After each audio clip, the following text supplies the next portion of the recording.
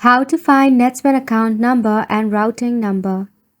Open up a website or your application. Tap on the login option to log into a Netspend account. If you are using a browser, go ahead and follow the similar step. Enter your username and password to log in. Once you are logged in into a Netspend account, you have to tap on Move Money option. Select the option of Direct Deposit. Once you tap on it, you will find your Netspend account number and as well as the routing number.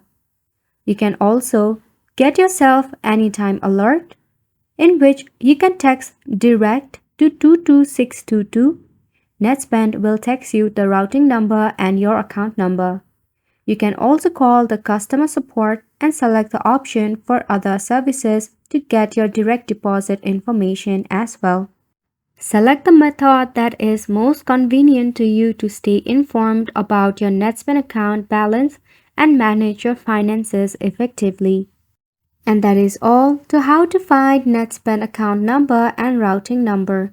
We hope this video was helpful to you and thank you so much for tuning in. We'll see you very soon.